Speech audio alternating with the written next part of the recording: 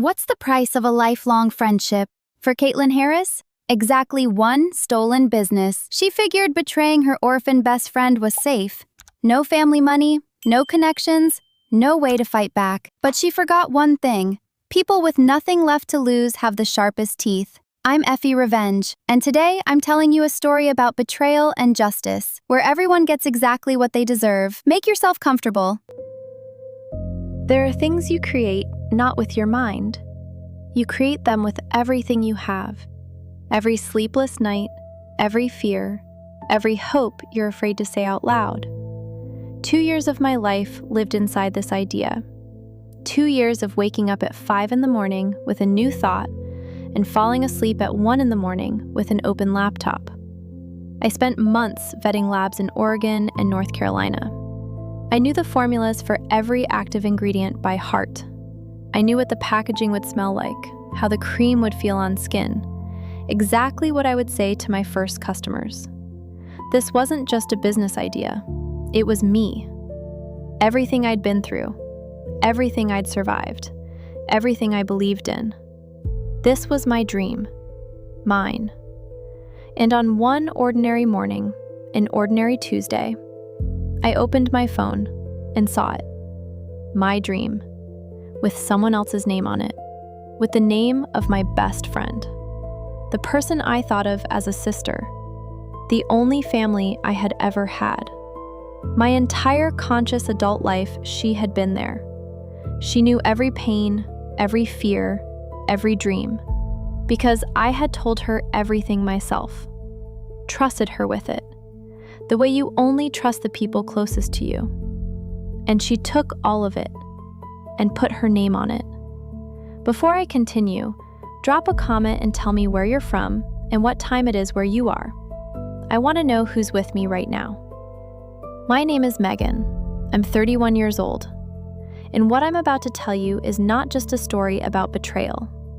It's a story about how someone you considered family used every vulnerability you had, every dream, every piece of trust you gave them, as a weapon. Calmly, deliberately, with a smile on their face.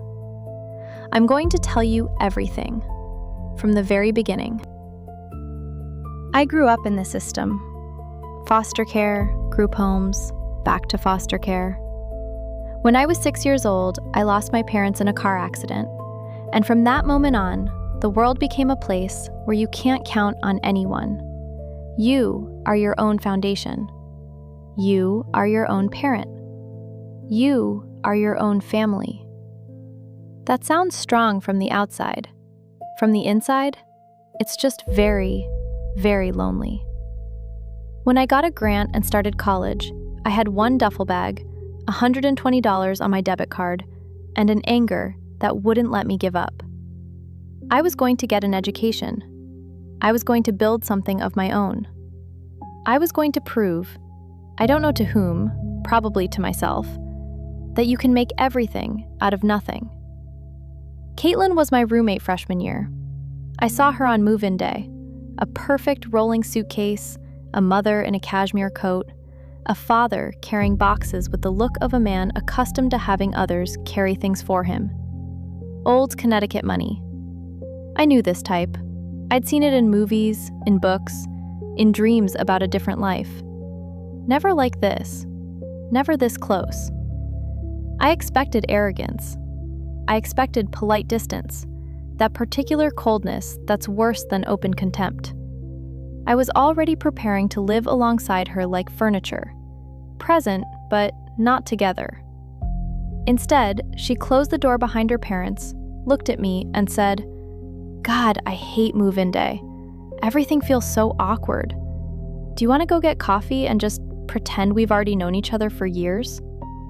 I laughed. For the first time in a very long time, genuinely. That was how our friendship began. The first Thanksgiving at college, Caitlin found out I had nowhere to go. Not through pity, I never complained.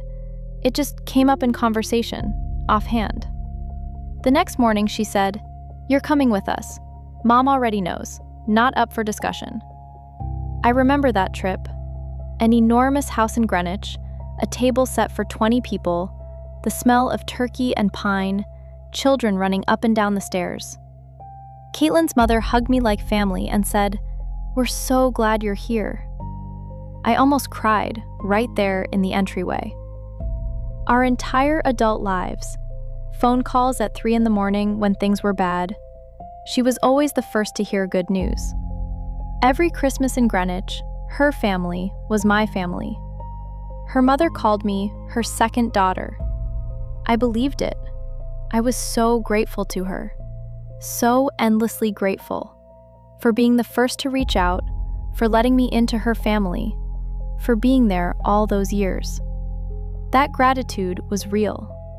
And that, I understand now, is exactly what she used against me. But first I need to tell you something important about Caitlin. Something I only understood after everything fell apart. Caitlin grew up wealthy, but her family's wealth was her father's.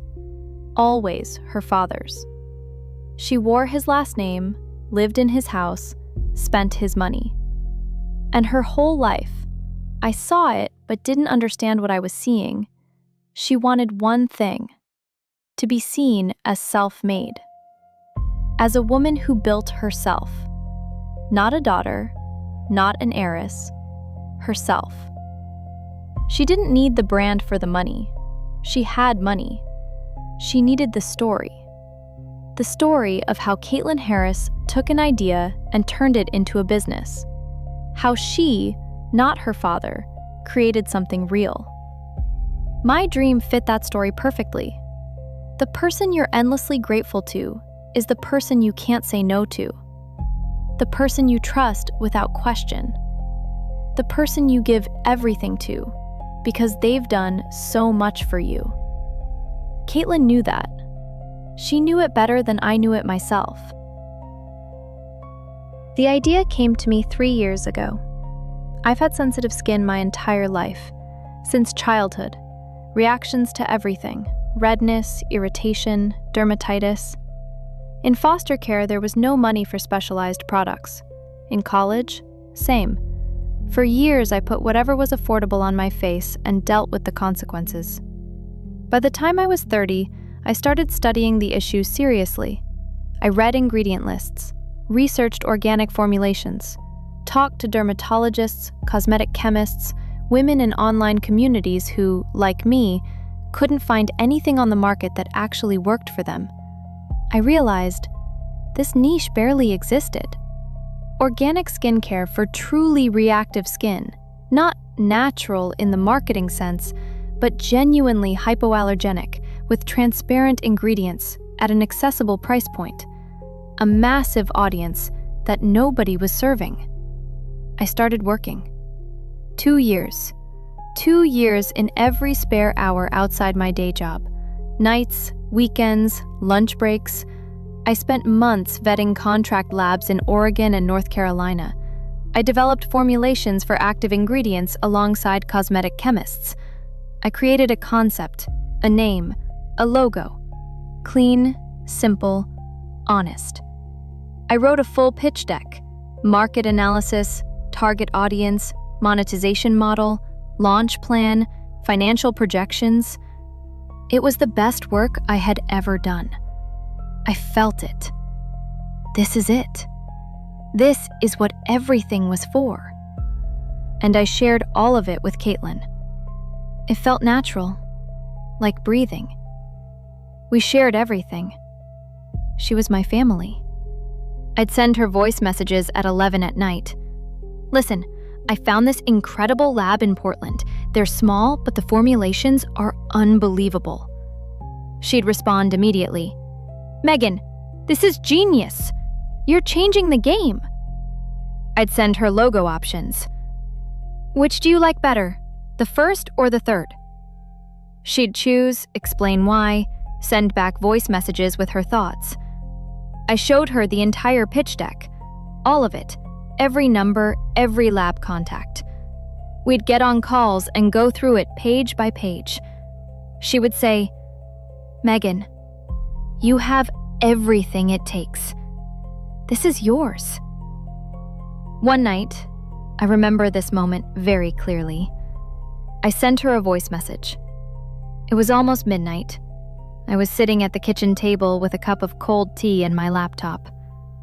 I had just finished the financial model, and I was in that particular state where exhaustion and excitement blur into something almost painful. "Kate," I said into the phone, "I think this can actually work. I mean, for real. I'm looking at these numbers, and I believe them. I've never believed my own numbers this much before." She responded 2 minutes later, a voice message. I could tell she was already in bed, her voice soft and sleepy. "Megan, this is going to work. I believe in you more than you believe in yourself. You've created something real. Remember that." I saved that message. I kept it for a long time. Then I deleted it, because listening to it became unbearable. She said those words knowing what she was going to do. I believe that now. Because while I was sharing every detail with her, while I was sending logos and formulations and lab contacts, she was already moving. Quietly, methodically. While I was dreaming out loud, she was hiring her father's lawyers. It was an ordinary Tuesday. I was drinking coffee by the window, scrolling through my phone half awake. A normal morning, nothing out of the ordinary. And then, a targeted ad in my feed. At first, my brain didn't register it. Just something familiar. Colors, a font. Something very, very familiar. Like when you see someone on the street wearing your coat. 1 second of confusion, then understanding. I clicked on the ad. I went to the website. My color palette. My logo. Altered just enough to be technically different. My concept, rewritten in someone else's words. But I recognized every thought, every angle, every decision. My name, registered under someone else's name. My target audience. My language. My story of why this brand exists. Just without me in it. Founder, Caitlin Harris. I stood at the window with my phone in my hands, coffee in the other hand. Outside, Tuesday was continuing. Cars, people, sunlight. I couldn't move. Not because I didn't understand, because I understood too well. And that understanding didn't arrive as a thought. It arrived as a physical sensation, like being punched in the chest and having all the air leave at once. 2 years of my life. 2 years of nights and weekends and lunch breaks. 2 years of a dream I had been growing like the most precious thing I had. All of it on the screen of my phone, with her name on it. I put the coffee on the windowsill. I sat down on the floor right where I was standing.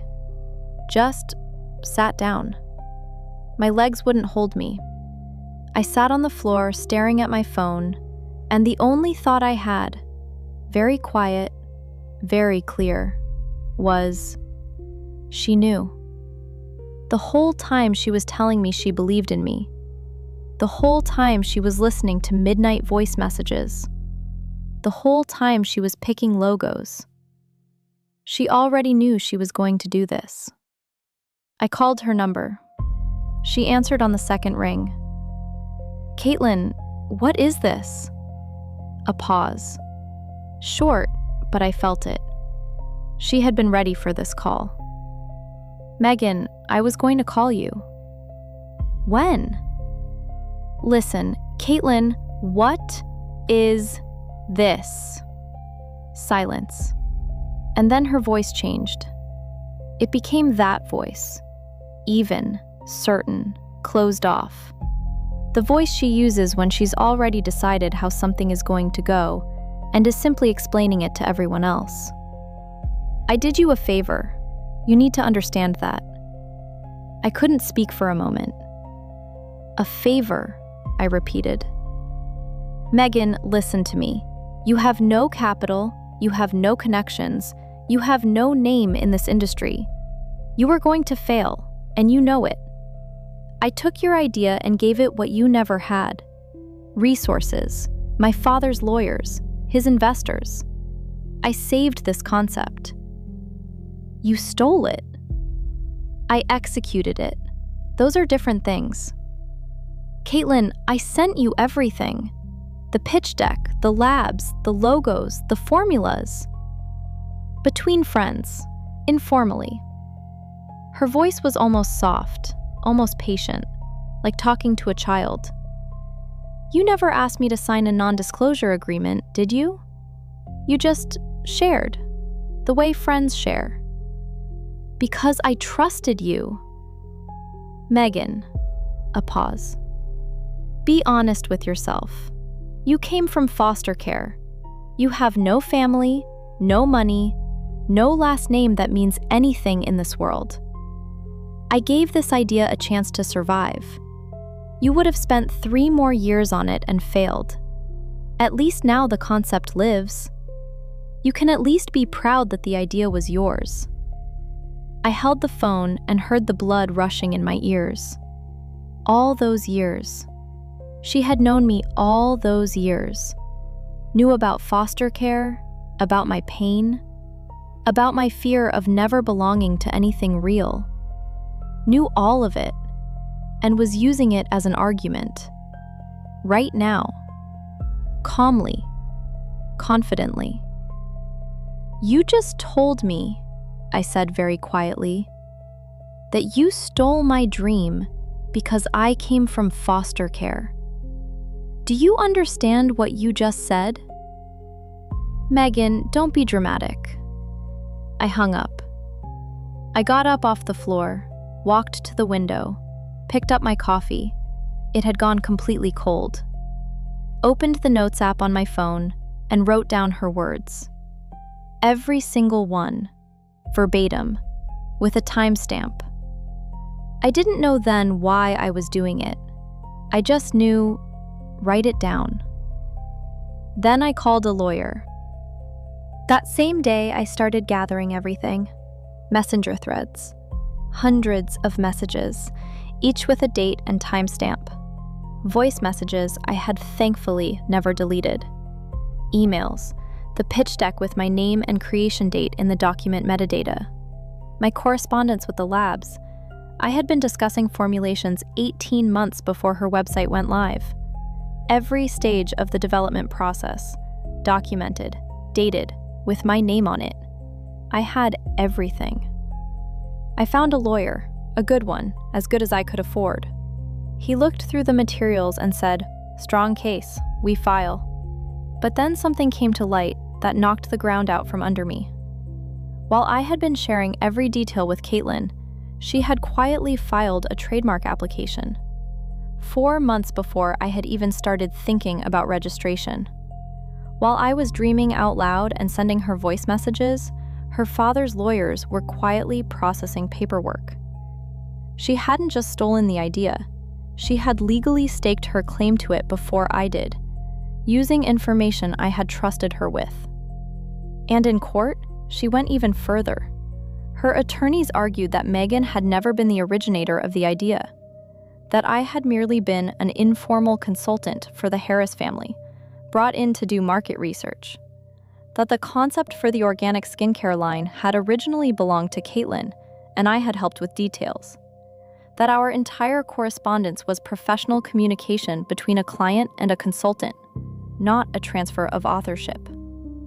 It was a lie, a clean, brazen, documented lie. But against me stood a team of 7 attorneys hired by Caitlin's father, a partnership from one of New York's top law firms, and a registered trademark with an earlier date than anything I had. The legal process lasted 8 months. 8 months I will never forget. I kept going to my day job and pretending everything was fine. Evenings and nights, documents, calls with my lawyer, preparation for hearings. I lost 9 pounds. I stopped sleeping properly. One night at 3 a.m, I found myself sitting on the kitchen floor with no memory of how I'd gotten there. At the first hearing, I saw Caitlin for the first time since that phone call. She walked into the courtroom in a beige coat, attorneys on both sides. She looked at me and gave a slight nod, polite, the way you'd acknowledge an acquaintance, not someone whose life she had destroyed. An acquaintance. I held her gaze. I didn't look away. Caitlin was flawless at the hearings. She sat straight, spoke calmly, looked at the judge with the expression of someone genuinely pained by this unfortunate misunderstanding. Once, just once, I watched her dab at her eyes with a handkerchief. I don't know if there were actually tears. Probably not. She was convincing. She had always been convincing. All those years, I had thought of it as one of her best qualities. The case was dismissed, a registered trademark with an earlier filing date. A legally gray area, no formal agreement, an official narrative of consultant. The court finds insufficient grounds. I walked out of the courthouse and stopped on the steps. The sun was shining. People were walking by. The world continued as if nothing had happened. There were no tears. Tears are for when you're overwhelmed. I wasn't overwhelmed. I was being buried slowly and heavily, like concrete being poured. I stood on those steps and thought one thing. She planned all of it. Not in a panic, not impulsively, methodically. While I was sharing my dream with her, she was building a legal trap. Step by step, with her father's lawyers, with trademark filings, with a ready-made story about a consultant. She used my trust as a tool, and she did it so cleanly that even the court couldn't touch her. The system wasn't built for people like me. I had known that since childhood. I just hoped that this time would be different. It wasn't. I stood on those steps for about 10 minutes. Then I took out my phone, found the note from that morning, her words, verbatim, with the timestamp. I read it again, and I understood exactly what I was going to do next. The law had failed me. Fine. Then I would take a different path. And this path would be mine, from beginning to end. I came home after the verdict, made coffee, sat down at the table, and opened my laptop. Not to cry, not to vent to anyone, to work. First, I launched the brand. Mine. Now. Not when I save enough money, not when I find investors, not when I feel ready. Now. I didn't have her father's money. I didn't have a team of lawyers. I didn't have investors or connections or a last name that opens doors. But I had something she never had and never could have. I knew this idea from the inside. I knew the labs personally.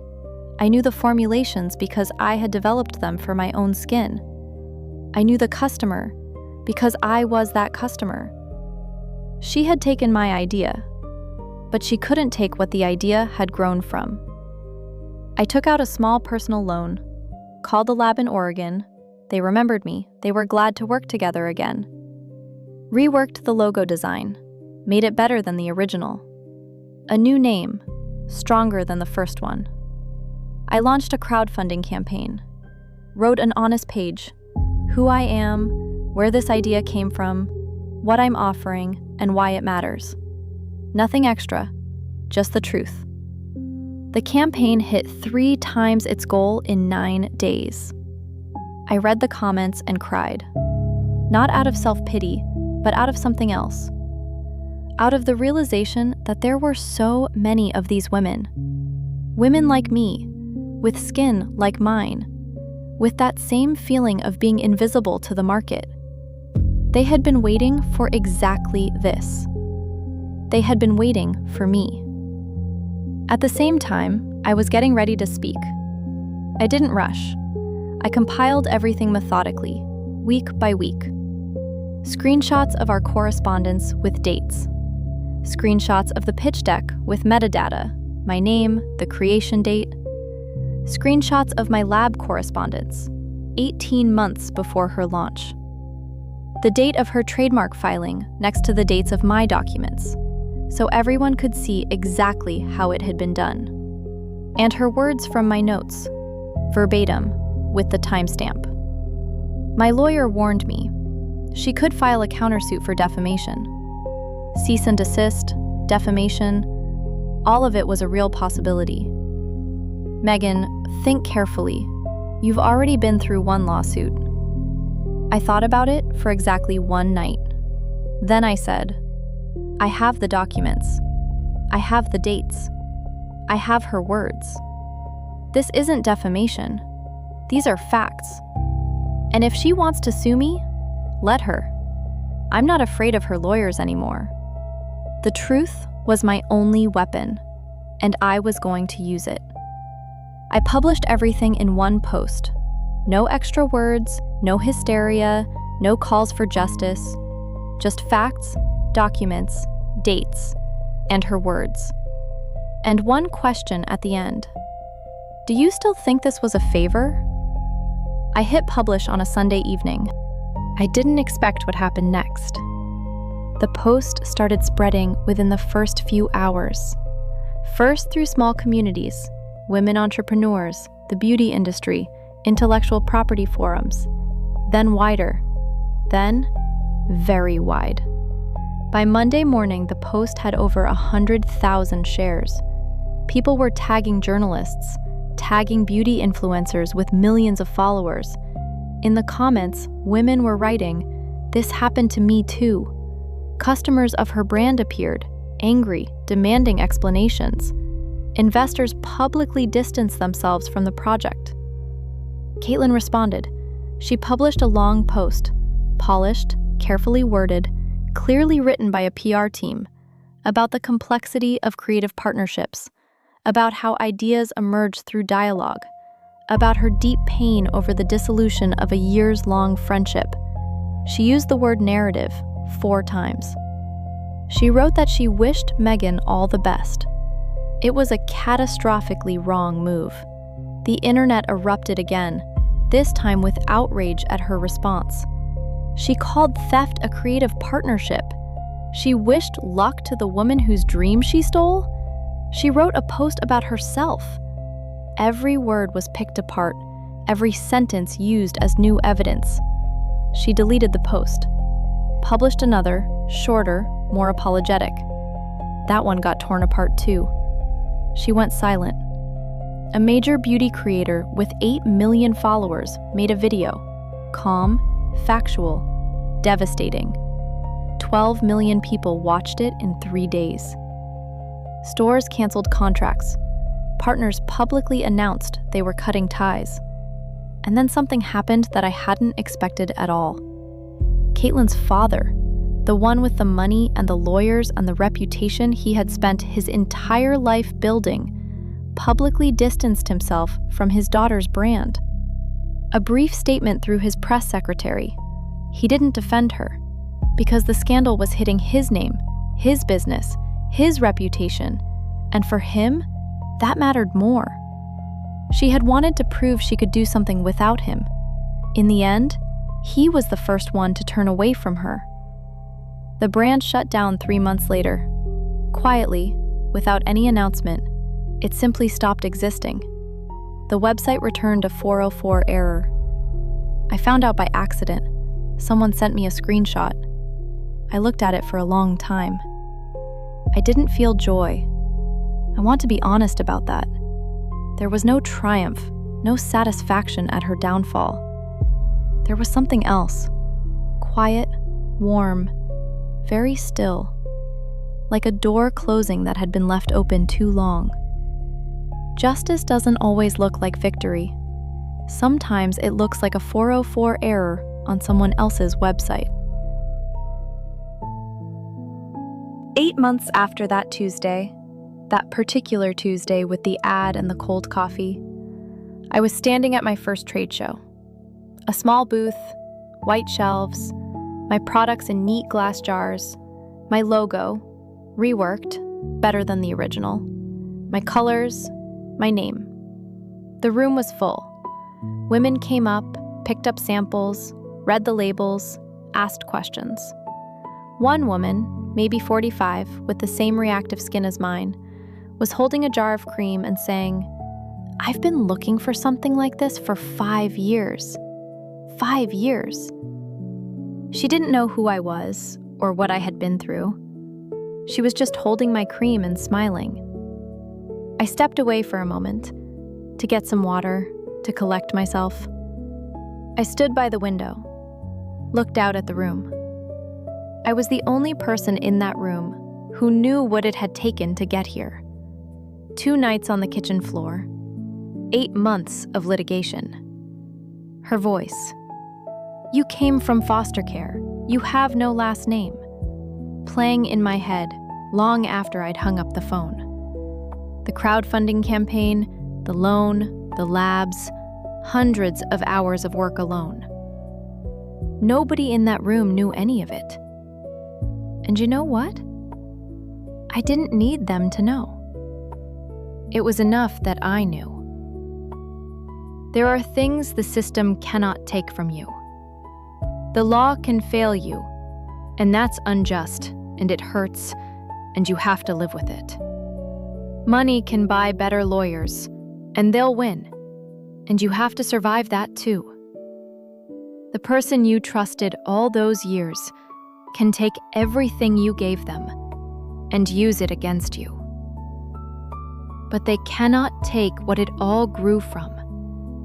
They cannot take the experience, cannot take the pain that became an idea, cannot take knowledge, real, living, hard-won knowledge, cannot take the connection to the women who understand you because you are one of them. That is mine. It always was. Caitlin thought she was taking my brand. What she actually took was a logo and a pitch deck. Everything else stayed with me.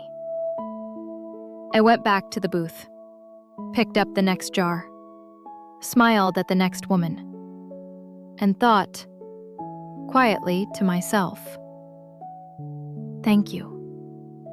Not to her, to myself. For getting up off that kitchen floor. For calling the lawyer. For writing down her words in my notes that morning. For hitting publish. For not giving up when the court said no. For building this. Slowly, at great cost, with difficulty, with my own hands. Thank you to myself. That is the hardest thank you I have ever said. And the most important one. If this story moved you, share it with someone who needs it. Sometimes one person's words give another person the strength to stand up. I know that because I lived it. Justice doesn't always come with a gavel. Sometimes it comes with a 404 error on a website that no longer exists. Caitlin wanted the world to see a self-made success story. What she got was a masterclass in how greed eats its own legacy. If you're hungry for more karma, hit subscribe and keep watching. Guard your dreams, fight for them. I'll see you in the next one.